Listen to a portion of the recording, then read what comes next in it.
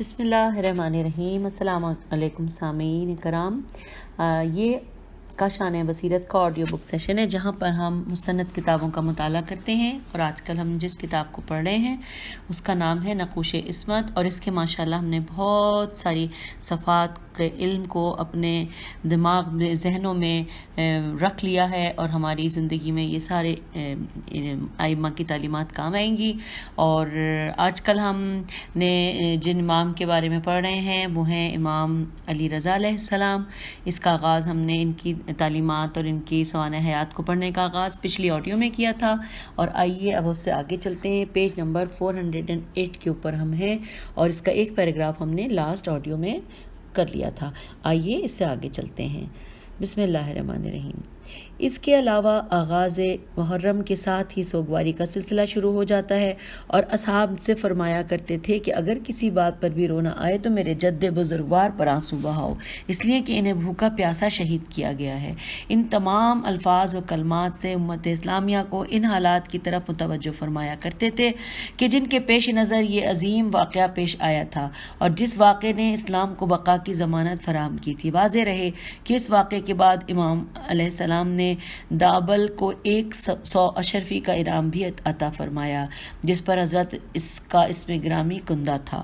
خدمت اہل بیت کا مطلب مفت کام کرنا نہیں ہے، خدمت کرنا امت کا کام ہے، اور انعام دینا اہل بیت کی ذمہ داری ہے۔ دابل سے معذرت کی کہ میں نے یہ قصیدہ دربار داری کے عنوان سے نہیں لکھا ہے، بلکہ اخلاص محبت کی بنا پر لکھا ہے۔ دابل نے ایک حبے کا مطالبہ کیا، آپ نے جو آپ نے عنایت فرما دیا، اور جب راستے میں ڈاکوؤں نے حملہ کیا تو اسی حبے کی برکت سے سارے قافلے کو نجات مل گئی، بلکہ ان ڈاکوؤں نے باسرار تمام اس حبے کو 1000 دینار میں خرید دیا کہ یہ امام رضا علیہ السلام کا عطا کیا ہوا ہے۔ اگلا ٹاپک ہے شہادت۔ 23 ذیقعد سن 203 ہجری کو مامون نے زہر دلوا کر حضرت کو شہید کرا دیا، جس کے بارے میں آپ نے بارہا فرمایا کرتے تھے کہ مجھے یہی شخص قتل کرے گا۔ دما ثاقبہ، دال میم عین ہے اور سین الف کاف بے ہے۔ اور پھر اس کی تفصیل بھی بیان فرمائی تھی، اور اس دن بھی جس دن مامون نے طلب کیا تھا ابو السلط سے فرما دیا تھا کہ اگر میرے سر پر چادر ہو تو مجھ سے کوئی سوال نہ کرنا، اور سمجھ لینا کہ میری زندگی کا آخری وقت آ گیا ہے۔ حضرت دربار میں تشریف لے گئے۔ مامون نے زہر آلود انگور جنہیں سوئی کے ذریعے زہر میں بجھایا گیا تھا پیش کیے۔ آپ نے انکار فرمایا، جو حفاظت خود اختیاری کا بنیادی فریضہ ہے۔ اس نے اصرار کیا کہ اس سے بہتر انگور آپ کو نہیں ملیں گے۔ آپ نے فرمایا کہ جنت میں اس سے اچھے انگور ہیں۔ اس نے اصرار کیا کہ آپ کو میری نیت پر شبہ ہے۔ آپ نے دیکھا کہ اب قتل یقینی ہو گیا ہے، اور انکار میں بھی سوء ظن کا مجرم قرار دیا جاؤں گا، اس لیے چند دانے نوش فرما لیے اور اٹھ کر کھڑے ہو گئے۔ مامون نے پھر پوچھا کہ کہاں تشریف لے جا رہے ہیں؟ فرمایا جہاں تو نے بھیجا ہے وہاں جا رہا ہوں۔ یہ کہہ کر بیت الشرف میں تشریف لے آئے۔ ابو السلط نے حالات سے اندازہ کر لیا اور دروازے پر بیٹھ گئے۔ اتنے میں اندر سے آہٹ محسوس ہوئی۔ دیکھا کہ امام کے پہلو میں ایک کمسن فرزند موجود ہے۔ پوچھا آپ کس طرف سے آ گئے؟ دروازہ تو بند ہے، اور آپ کون ہیں؟ فرمایا کہ میں ان کا فرزند محمد بن علی ہوں، مجھے خدا نے مدینے سے یہاں پہنچایا ہے، اسی نے اندر تک پہنچا دیا۔ ہمارے لیے فاصلے اور در و دیوار حائل نہیں ہوتے۔ ہم اہل بیت میں جب کوئی دنیا سے رخصت ہوتا ہے تو اس کا وارث اس کے پاس رہتا ہے، اور اس سے تمام امانتیں اپنی تحویل میں لے لیتا ہے۔ تھوڑی دیر کے بعد جب حضرت کا انتقال ہو گیا اور اس شہزادے نے غسل و کفن دے کر نماز ادا کر کے جنازہ تیار کر دیا تو کہا کہ اب اعلان کر دو۔ چنانچہ اعلان ہو گیا۔ حکومت نے مظالم کی پردہ پوشی کے لیے ایک سرکاری سکھ کا اعلان کر دیا، اور دوبارہ غسل و کفن کے بعد نہایت ہی اہتمام کے ساتھ ہارون کے سرحانے دفن کرا دیا۔ شواہد النبوہ۔ علامہ شبلی نے اس امر میں شبہ ظاہر کیا ہے کہ آپ کو مامون نے زہر دیا ہو کہ یہ مامون کے مزاج اور اس کی علم دوستی کے خلاف ہے۔ حالانکہ جو شخص اپنے بھائی کو معاف نہیں کر سکتا اس سے امام علیہ السلام کے بارے میں کیا توقع کی جا سکتی ہے؟ مامون کے زہر دینے کا تذکرہ حسب ذیل کتابوں میں موجود ہے: روضۃ الصفا، شواہد النبوہ، کامل، مروج الذہب، نور الابصار، الفخری، مطالب السؤول، جیب السیر، الانساب، سمعانی، تذہیب الکمال، مختصر اخبار الخلفاء وغیرہ، جس کے بعد یہ کہنا انتہائی ذاتی ہے کہ مامون کے زہر دینے کا تذکرہ علماء اہل سنت کی کتابوں میں نہیں ہے، اور یہ صرف شیعوں کی زاد روایت ہے جو مامون کی عداوت میں وضع کی گئی ہے۔ پھر اگر یہ مان بھی لیا جائے کہ مامون نے زہر دینے کا انتظام نہیں کیا ہے تو سوال یہ پیدا ہوتا ہے کہ ایک ولی عہد مملکت اور سرکاری داماد کے زہر دغا سے شہید ہونے کے بعد مامون نے سرکاری طور پر قاتلوں کا پتہ لگانے اور انہیں سزا دینے کا کیا انتظام کیا، اور تاریخ میں آج تک ان قاتلوں کا سراغ کیوں نہیں مل سکا؟ بنی امیہ تو ایک عثمان کے قتل پر متعدد بار امیر المومنین علیہ السلام کو مورد الزام قرار دے کر ان سے جنگ کریں، اور بنی عباس کا خلیفہ عادل اپنے ولی عہد مملکت اور داماد کے بارے میں کوئی تحقیق نہ کرے اور صرف تجہیز و تکفین کے ظاہری اور رسمی کاروبار پر مسئلے کو تمام کر دے۔ کیا یہ بات مولانا شبلی کے علاوہ بھی کسی انسان کی عقل میں آ سکتی ہے؟ اور کیا اس غفلت یا تغافل کے جرم سے مامون رشید کو معاف کیا جا سکتا ہے؟ اور کیا ایسی غیر رشید حرکت کے بعد بھی مامون کو رشید کہا جا سکتا ہے؟ واضح رہے کہ بعض روایات میں تاریخ شہادت 17 صفر اور بعض میں آخر صفر بھی ذکر کی گئی ہے، لیکن سن شہادت سب نے 203 ہجری ہی کہا ہے۔ اگلا ٹاپک ہے ازواج و اولاد۔ علماء کے نزدیک آپ کی اولاد کے بارے میں قدر اختلاف ضرور پایا جاتا ہے، لیکن کہ بعض حضرات نے 2 فرزندوں کی نشاندہی کی ہے، امام تقی اور امام موسیٰ، اور بعض نے 1 کا اور اضافہ کیا ہے۔ نور الابصار نے 5 فرزند اور 1 دختر کا ذکر کیا ہے، جن کے اسماء یہ ہیں: امام محمد تقی، حسن جعفر، ابراہیم، حسین، عائشہ۔ لیکن اس بات پر تقریباً سب کا اتفاق ہے کہ آپ کی نسل کا سلسلہ امام محمد تقی علیہ السلام سے ہی آگے بڑھا ہے، جس کی بنا پر شیخ مفید علیہ الرحمہ نے یہ تصریح کی ہے کہ آپ کے صرف 1 فرزند امام محمد تقی تھے اور بس، اور یہی بات شیخ تبرسی نے اعلام الورا میں درج کی ہے اور صاحب عمدۃ الطالب نے بھی نقل کی ہے، جس کے بعد یہ کہنا آسان ہے کہ سادات رضوی اور در حقیقت امام محمد تقی کی اولاد ہیں۔ لیکن چونکہ امام رضا علیہ السلام اپنی ولی عہدی کی بنیاد پر ایک عام شہرت کے مالک تھے، اور آپ کے خاندان کے تمام افراد جو 2 پشت بعد پیدا ہوئے وہ بھی ابن الرضا ہی کے لقب سے یاد کیے جاتے تھے، اس لیے سادات تقوی نے بھی اپنے کو رضوی ہی کہنا شروع کر دیا تھا، اور یہ سلسلہ آج تک جاری ہے، ورنہ حقیقت کے اعتبار سے رضوی، تقوی اور جوادی یہ سب ایک ہی نسل کے افراد ہیں، جن کا سلسلہ براہ راست امام محمد تقی جواد سے شروع ہوتا ہے اور ان کے ذریعے امام علی رضا تک پہنچتا ہے، اور اس سلسلے کو امام رضا علیہ السلام تک اس لیے بھی پہنچایا جا سکتا ہے کہ جن ائمہ کی دوسری طرح کی اولاد تھی، معصوم اور غیر معصوم، ان کے یہاں غیر معصوم اولاد کی نسل کو اسی امام کی طرف منسوب کیا گیا ہے، اور معصوم فرزند کی نسل کو فرزند کی طرف منسوب کیا گیا، لیکن امام رضا علیہ السلام کی 2 طرح کی اولاد تھی، لہٰذا آپ کی تمام نسل کو آپ ہی کی طرف منسوب کیا جا سکتا ہے، اور یوں ائمہ طاہرین ایک ہی شجرہ طیبہ کے ثمرات ہیں، لہٰذا کسی کی اولاد کو دوسرے بزرگ کی طرف منسوب کیا جا سکتا ہے، اس میں کسی کی طرح کی قباحت نہیں ہے، سب اولاد رسول اور اولاد زہرا ہیں، اور سب کا وجود وعدہ کوثر کی محسوس و مشاہدے میں آنے والی تائید ہے، جس کے ذریعے خدا نے اپنے حبیب کو اطمینان دلایا اور جس کا سلسلہ صبح قیامت تک باقی رہنے والا ہے۔ آپ کے ازواج میں صرف 1 زوجہ محترمہ کا ذکر ملتا ہے جن کا نام خضران تھا، اور انہی کو سبیکہ بھی کہا جاتا تھا، اور ان کا تذکرہ سرکار دو عالم نے اپنی حدیث میں بھی فرمایا تھا کہ ان کے فرزند پر میری جان قربان۔ ان خاتون کا سب سے بڑا امتیاز ذاتی کمالات کے علاوہ یہ تھا کہ یہ جناب ماریہ قبطیہ کے خاندان سے تھیں، اور ماریہ قبطیہ سرکار دو عالم کی نگاہ میں ایک محترم زوجہ تھیں، جنہیں جناب ابراہیم کی والدہ بننے کا شرف بھی حاصل ہوا تھا، اور جن کا فرزند امام حسین علیہ السلام کا فدیہ قرار پا گیا تھا۔ اس طرح اس ہستی کو زندہ رکھا جائے کہ جس کی بقا سے دین اسلام کی بقا اور جس کی شہادت سے عقیدہ توحید کی زندگی وابستہ ہے۔ اگلی ہیڈنگ ہے ایک خصوصیت، اور یہ چھوٹا سا پیراگراف ہے۔ امام رضا علیہ السلام کے امتیازات میں ایک یہ بات بھی ہے کہ امام موسیٰ کاظم علیہ السلام نے مدینہ چھوڑتے وقت 17 افراد کو جمع کر کے ایک وصیت نامہ تحریر فرمایا تھا اور اس پر 60 افراد سے گواہی حاصل کی تھی، جس کا مضمون یہ تھا کہ میرا وارث میرا فرزند علی رضا ہے، اس لیے کہ آپ کو معلوم تھا کہ اب میں مدینے واپس نہ آؤں گا، اور وقت آخر بھی بظاہر میرا فرزند میرے پاس نہ ہوگا کہ میں اس کی جانشینی کا اعلان کر سکوں۔ ایسے واقعے کی مثال دوسرے ائمہ طاہرین کے حالات میں نہیں ملتی۔ اور یہ پیج یہاں پہ ختم ہوتا ہے 411۔ اس سے آگے اگلی ہیڈنگ کے ساتھ ہم چلتے ہیں اصحاب و تلامذہ۔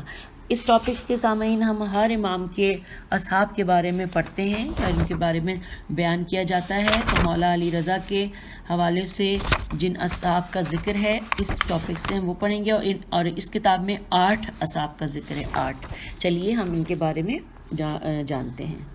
اصحاب و تلامذہ، پہلے نمبر پہ ہیں جو صحابی کا ذکر ہے دئبل بن علی الخزاری، دال عین بے لام۔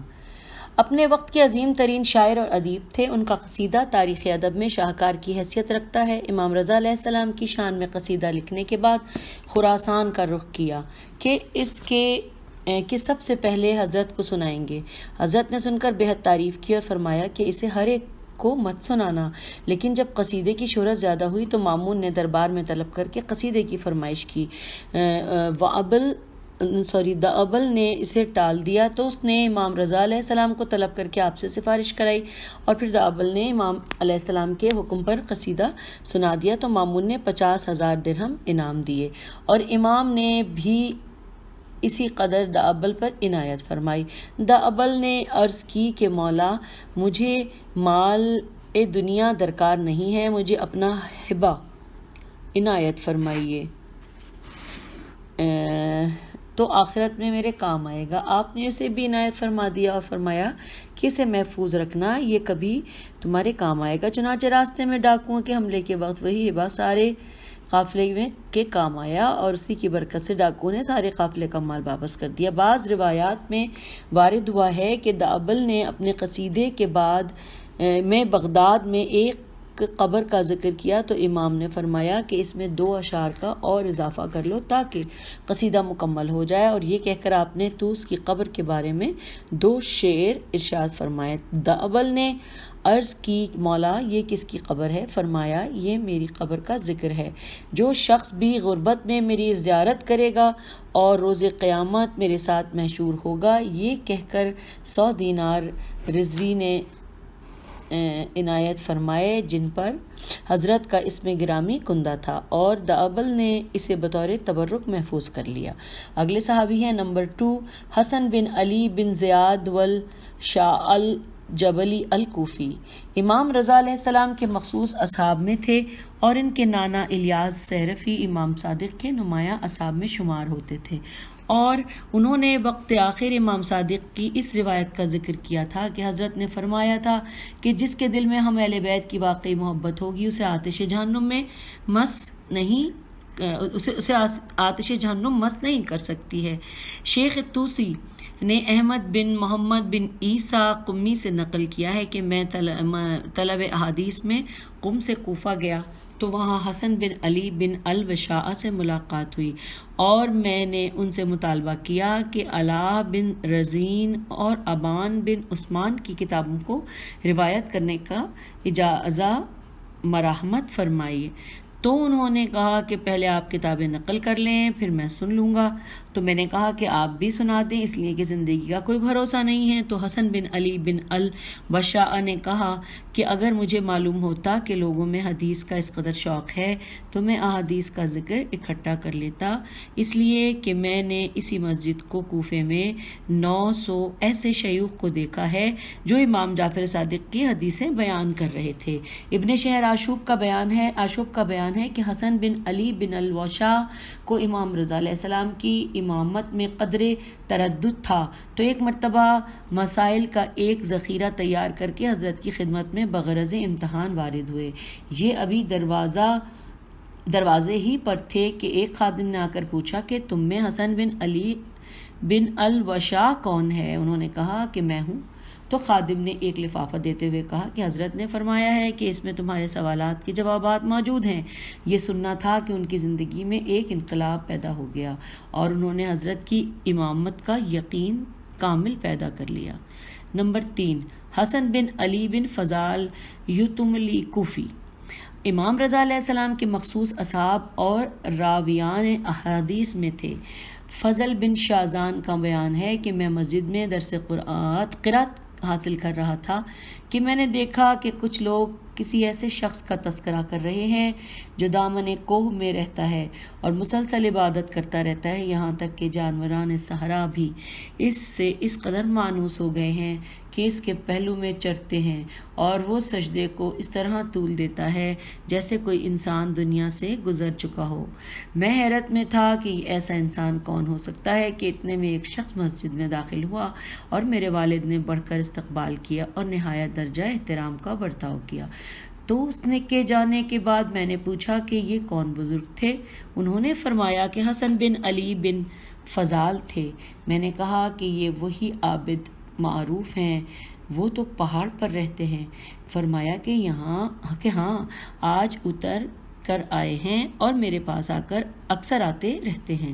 میرے دل میں ان کا احترام اتنا پیدا ہو گیا ہے کہ میں اکثر ان کے پاس جا کر ابن بکیر وغیرہ کی کتابیں بھی سنا کرتا تھا اور اکثر میرے پاس خود آ کر سنایا کرتے، اور یہ صرف ان کا جذبہ دینداری تھا، ورنہ 1 سال سے پاسالار مامون طاہر بن الحسین الخزائی حج کر کے کوفہ واپس آیا تو اس نے بار بار حسن بن علی بن فضال سے ملاقات کرنے کی خواہش ظاہر کی، لیکن انہوں نے اس کے پاس جانے سے انکار کر دیا۔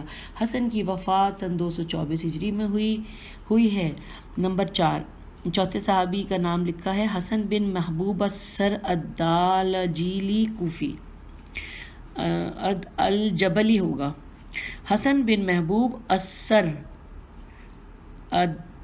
الجبلی الکوفی، اللہ کرے کہ میں نے ٹھیک پڑھا ہو، اپنے دور کے ارکان اربعہ اور اصحاب اجماع میں شمار ہوتے تھے۔ عام طور سے لوگ انہیں زراد کہتے تھے، لیکن امام رضا علیہ السلام نے فرمایا کہ سراد کہا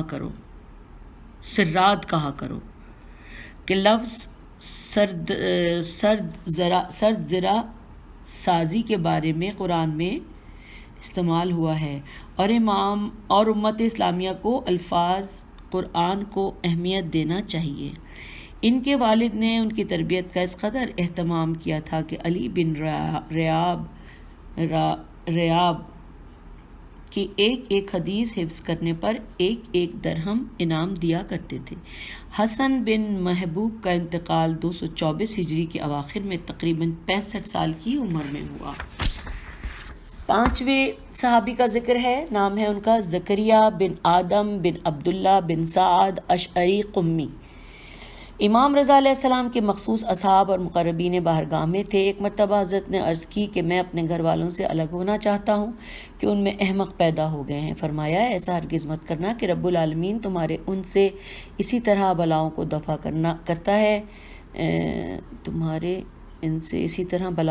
کرتا ہے ٹھیک ہے، جس طرح کہ امام موسیٰ کاظم علیہ السلام کی قبر کے طفیل میں اہل بغداد کی بلاؤں کو دفع کرتا ہے۔ علی بن المسیب المحمدانی نے امام رضا علیہ السلام سے عرض کی کہ میری منزل بہت دور ہے اور میں ہمیشہ آپ کی خدمت میں حاضر نہیں ہو سکتا ہوں، تو احکام دین کس سے حاصل کروں؟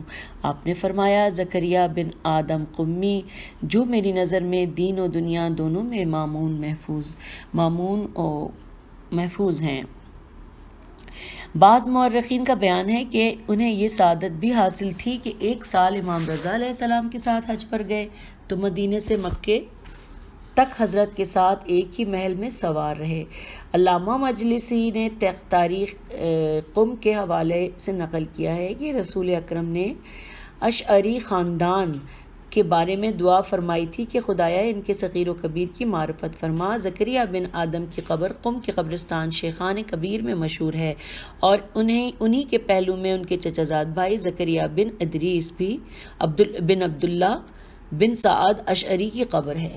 چھٹے صحابی کا نام ہے صفوان بن یحییٰ ابو محمد بجلی کوفی، اپنے دور کے معتبر ترین راویوں میں شمار ہوتے تھے۔ امام رضا علیہ السلام اور امام جواد علیہ السلام کے اصحاب میں تھے، بلکہ حضرت کے وکیل بھی تھے۔ علامہ کشی نے انہیں بھی اصحاب اجماع میں شمار کیا ہے اور بعض مورخین نے نقل کیا ہے کہ صفوان عبداللہ بن جندب اور علی بن نعمان کے ساتھ شریک تجارت تھے اور تینوں حضرات پابندی کے ساتھ روزانہ 51 یعنی 51 رکعت نماز ادا کیا کرتے تھے، اور انہوں نے آپس میں یہ معاہدہ کیا تھا کہ جو بعد میں رہ جائے گا وہ دوسروں کی طرف سے بھی عمل کرے گا۔ چنانچہ صفوان اپنے دونوں ساتھیوں کے انتقال کے بعد روزانہ 3 مرتبہ 51 رکعت نماز پڑھتے تھے اور سال میں 3 ماہ کے روزے رکھتے تھے اور اپنے مال کی زکوٰۃ 3 مرتبہ ادا کرتے تھے، اور احتیاط کا یہ عالم تھا کہ کرائے پر اونٹ لے کر کوفہ جا رہے تھے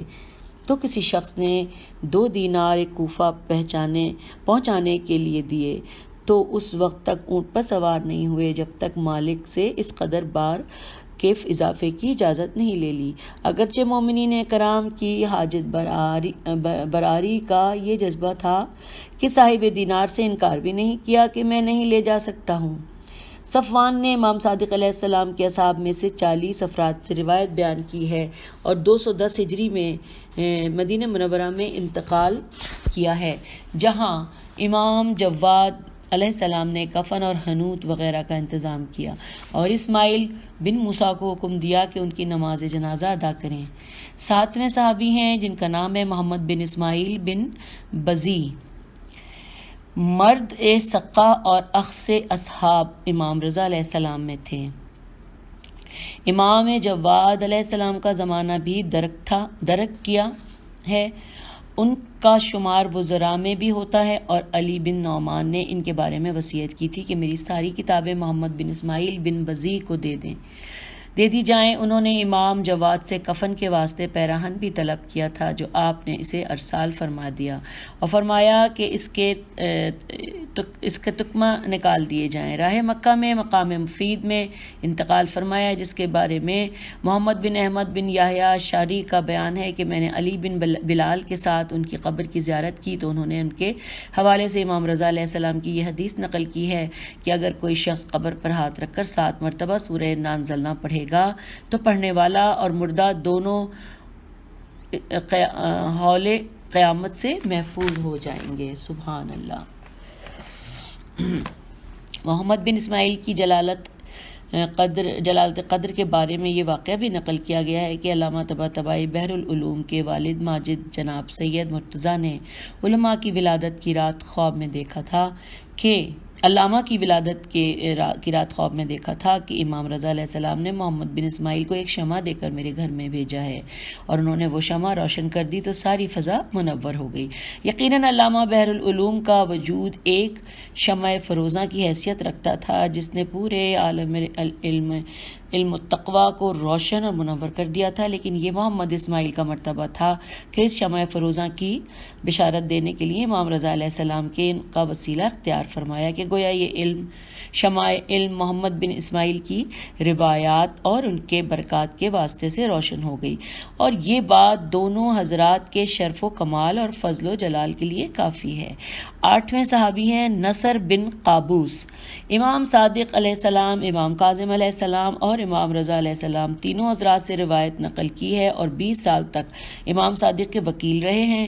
امام کاظم علیہ السلام کے مخصوص اصحاب میں تھے اور ان سے امام رضا علیہ السلام کی امامت کی نس کی روایت ہے۔ شیخ کشی نے ان کی یہ روایت بھی نقل کی ہے کہ امام موسیٰ کاظم علیہ السلام ان کا ہاتھ پکڑ کر ایک حجرے تک لے گئے جہاں امام رضا علیہ السلام مشغول مطالعہ تھے، اور فرمایا کہ نصر اس فرزند کو پہچانتے ہو؟ عرض کی کہ یہ علی بن موسیٰ رضا علیہ السلام ہے۔ فرمایا اور یہ کتاب؟ عرض کی آپ بہتر جانتے ہیں۔ فرمایا یہ کتاب جعفر ہے جسے صرف انبیاء اور اوصیاء پڑھ سکتے ہیں، جس کے بعد حضرت کی امامت کا یقین اور کامل ہو گیا۔ دوسرے موقع پر نصر نے امام موسیٰ کاظم علیہ السلام سے عرض کی کہ میں نے آپ کے والد سے ان کے وصی کے بارے میں دریافت کیا تھا تو انہوں نے آپ کا نام بتایا تھا، اب آپ کا وصی کون ہوگا؟ آپ نے فرمایا کہ میرا فرزند علی بن موسیٰ۔ تو یوں 8 صحابہ کے بارے میں ہم نے اب تک علم حاصل کر لیا، اور اس سے آگے چلتے ہیں جس میں کہ لکھا ہے اقوال حکیمانہ۔ آئیے یہ پڑھتے ہیں۔ اب یہ اقوال ہیں کہ جو کل 10 اقوال ہیں، تو آئیے ہم ان 10 اقوال کا نمبر وار جائزہ لیتے ہیں۔ 1، ہر شخص کا واقعی دوست اس کی عقل ہے اور اس کا واقعی دشمن اس کی جہالت ہے۔ بریکٹ میں لکھا ہے یقیناً عقل ہی ایک ایسا دوست ہے جسے نادان دوست نہیں کہا جا سکتا ہے، اور جہالت ہی ایک ایسا دشمن ہے جسے دانا دشمن نہیں کہا جا سکتا ہے۔ 2، پروردگار 3 چیزوں کو سخت ناپسند کرتا ہے: بیجا بحث و مباحثہ، مال کا ضائع کرنا اور زیادہ سوال کرنا۔ بریکٹ میں لکھا ہے رسول اکرم نے بھی فرمایا ہے کہ 4 چیزوں سے دل کی موت واقع ہو جاتی ہے: مسلسل گناہ کرنا، عورتوں سے زیادہ گفتگو کرنا، احمق آدمی سے بحث و مباحثہ کرنا، اور بدحواس دولت مند کے ساتھ اٹھنا بیٹھنا۔ 3، ہم اہل بیت وعدے کو ایک قرض سمجھتے ہیں اور اس کی ادائیگی کو اپنا فرض سمجھتے ہیں۔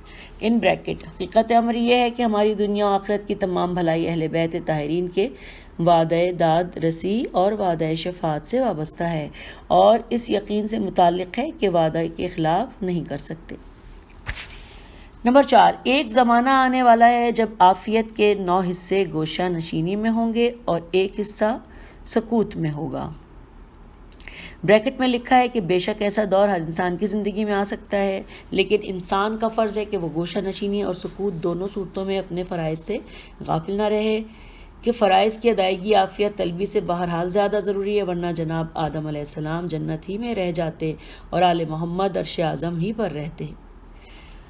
5، نمبر 5، کسی شخص نے دریافت کیا کہ فرزند رسول صلی اللہ علیہ وآلہ وسلم آپ نے کس عالم میں صبح کی؟ تو آپ نے فرمایا کہ 4 مصیبتوں کے درمیان: عمر کم ہوتی جا رہی ہے، اعمال محفوظ ہوتے جا رہے ہیں، موت تعاقب میں لگی ہوئی ہے، اور جہنم اپنی طاق میں ہے۔ بریکٹ میں لکھا ہے کاش ہم گناہ گاروں کو ان حقائق کا احساس ہو جاتا جن کی طرف امام معصوم علیہ السلام نے توجہ دلائی ہے۔ 6، بنی اسرائیل میں کوئی شخص اس وقت تک عابد نہیں شمار ہوتا جب تک 10 سال تک سکوت نہ اختیار کر لے۔ بریکٹ میں لکھا ہے کہ بے شک عابد بننے کے لیے سکوت ضروری ہے، لیکن عالم بننے کے لیے تکلم بھی لازم ہے، اور عالم کا مرتبہ بقول معصومین عابد سے بہرحال بہتر ہے۔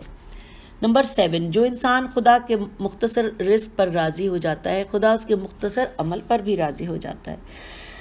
ان بریکٹ لکھا ہے کاش انسان اس نقطے کی طرف متوجہ ہو جاتا کہ جس طرح وہ خدا سے رزق کا مطالبہ کرتا ہے اسی طرح خدا نے اس سے عمل کا مطالبہ کیا ہے، تو اگر وہ کم رزق پر راضی نہیں ہوتا ہے تو خدا سے کس طرح تقاضا کرتا ہے کہ اس کے کم عمل پر راضی ہو جائے گا۔ نمبر 8، دنیا کے تمام مصائب میں سب سے بڑی مصیبت علماء کی موت ہے۔ نمبر 9، روز عرفہ آپ نے سارا مال راہ خدا میں لٹا دیا، تو فضل بن سہل نے اعتراض کیا کہ یہ تو ایک بڑا خسارہ ہے۔ فرمایا کہ یہ خسارہ نہیں بلکہ فائدہ ہے، نقصان اسے نہیں کہتے ہیں جس کے نتیجے میں اجر و کرامت حاصل ہو جائے۔ نمبر 10 اور آخری پوائنٹ، انسان خیر کے عالم میں ہو تو اسے مغرور نہیں ہونا چاہیے بلکہ پروردگار سے برابر دعا کرنی چاہیے کہ خدایا اس خیر کو سلامت رکھنا اور اسے منزل تمام و کمال تک پہنچا دینا۔ اب بریکٹ میں کچھ لکھا ہوا ہے، آئیے وہ بھی پڑھ لیتے ہیں۔ در حقیقت ہر کار خیر ہمیشہ انہی دونوں خطرات سے دوچار رہتا ہے، کبھی ریاکاری اور منت گزاری اور وغیرہ کا جذبہ شامل ہو جاتا ہے تو عمل صحیح و سالم نہیں رہ جاتا ہے، اور اجر و ثواب کے بجائے عذاب و عقاب کا استحقاق پیدا کر دیتا ہے، اور کبھی اس جہت سے صحیح سالم رہ جاتا ہے لیکن اس کے مکمل ہونے کی نوبت نہیں آتی ہے، اور درمیان ہی میں کوئی نہ کوئی رکاوٹ پیدا ہو جاتی ہے۔ امام علی رضا علیہ السلام نے اسی نقطے کی طرف توجہ دلائی ہے کہ ہر انسان اپنے کار خیر پر مغرور ہونے کے بجائے ان دونوں باتوں کی فکر کرے جن پر اجر و ثواب کا دار و مدار ہے اور جن کے بغیر کوئی کار خیر کہے جانے کے قابل نہیں ہے۔ رب کریم ہر مرد مومن کو خیر کی توفیق دے اور پھر اس کو ہر عیب و نقص سے محفوظ رکھتے ہوئے درجہ تمام و کمال تک پہنچانے کی سعادت عطا فرمائے، آمین۔ یہاں پہ بریکٹ ختم ہو گیا ہے، اور اس کے بعد کا جو ٹاپک ہے وہ ہم اگلی آڈیو میں ہم پڑھ لیں گے، اور اس اگلی آڈیو میں ہمارا یہ مولا امام رضا علیہ السلام کے حوالے سے جتنی بھی ہماری معلومات ہیں اس کتاب میں اس کو ہم مکمل کر لیں گے الحمدللہ۔ یہ پیج نمبر 417 ہے، اور اس پہ ہم اس کے پہلے پیراگراف پہ ہم رک گئے ہیں، اور اس کے دوسرے پیراگراف پہ ہم جس میں کہ مسئلہ ولی عہدی ہے، یہ بھی بہت انٹرسٹنگ پوائنٹ ہے، اس کو ہم انشاءاللہ اگلی آڈیو میں پڑھیں گے۔ تب تک کے لیے اجازت دیجیے۔ میں امید کرتی ہوں کہ آپ کامنٹس میں ضرور بتائیں گے کہ آپ کو ہم جو کتاب پڑھ رہے ہیں وہ اس کے حوالے سے اگر کوئی اس پہ کمی ہے تو وہ ضرور مجھے بتائیے تاکہ میں اس میں اپنی اصلاح کروں، کیونکہ کتاب پڑھنے کا جو ایک مزہ اور لطف ہے وہ یقیناً مجھے بھی آ رہا ہے اور آپ کو بھی آ رہا ہے۔ کیوں؟ اس لیے کہ ہم چہارد معصومین علیہ السلام کے حوالے سے ان کی سوانح حیات کے بارے میں تاریخ کے جھروکوں میں جھانک کر دیکھ رہے ہیں کہ وہ تمام حقیقتیں کیا ہیں جو کہ ہم تک پہنچنی چاہیے، اور ان تعلیمات ائمہ علیہ السلام کیا ہیں کہ وہ بھی ہم تک پہنچنے چاہیے کہ ہم اپنی زندگی کے ہر مرحلے پر انہی مینار نور کی طرف دیکھیں۔ اللہ کی امان میں میں اجازت چاہتی ہوں۔ خدا حافظ۔